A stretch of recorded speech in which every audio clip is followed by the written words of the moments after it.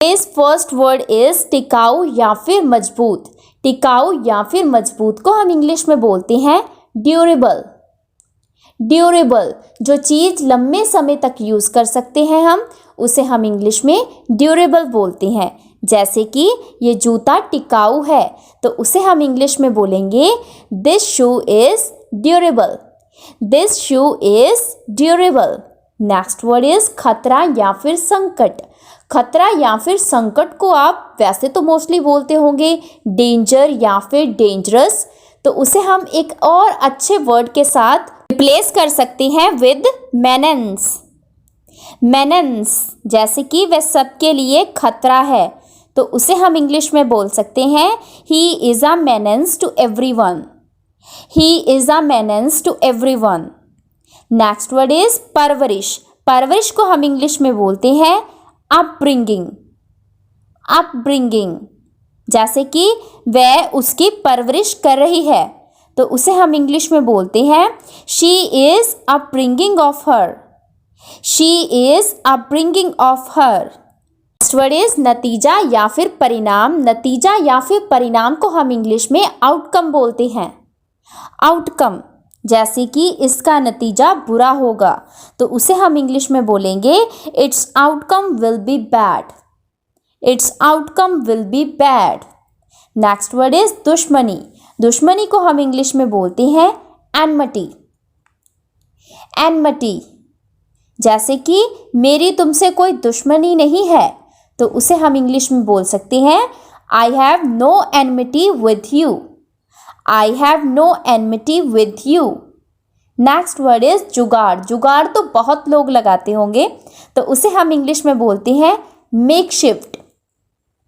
Make shift, जैसे कि मैं एक जुगाड़ लगा सकता हूँ, तो उसे हम इंग्लिश में बोलेंगे I can make shift. I can make shift. Next word is कहा सुनी। कहा सुनी भी सब में होती है, तो उसे हम इंग्लिश में बोलते हैं स्पैट।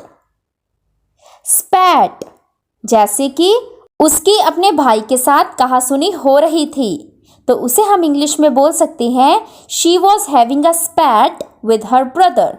She was having a स्पैट with her brother. Next word is आभास। आभास मतलब हिंट। हिंट मिलता है ना आपको, किसी बात का आभास होता है, फील होता है, तो उसे हम इंग्लिश में बोल सकते हैं इंक्लिंग। इंक्लिंग, एग्जाम्पल के साथ आप अच्छे से समझ जाओगे। उसे कोई आभास नहीं था कि क्या होने वाला है, तो उसे हम इंग्लिश में बोलेंगे he had no inkling of what was going to happen. He had no inkling of what was going to happen. देखा। नेक्स्ट वर्ड है हमारा भड़कीला। भड़कीला को हम इंग्लिश में बोलेंगे गॉडी।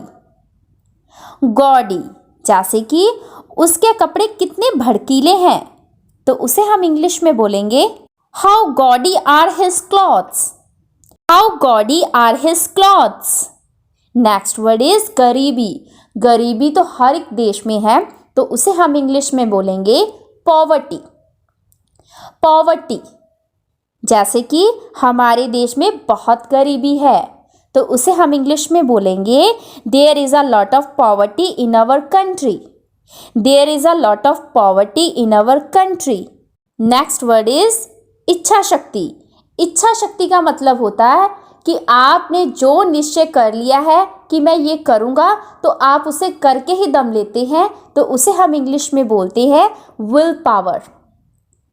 विल पावर, जैसे कि अपनी इच्छा शक्ति को बढ़ाओ, तो उसे हम इंग्लिश में बोलेंगे increase your will power.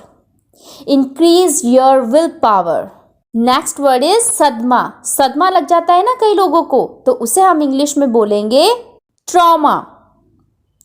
Trauma, जैसे कि वह अपनी माँ की मौत के कारण सदमे में है, तो उसे हम इंग्लिश में बोलते हैं he was traumatised by the death of his mother.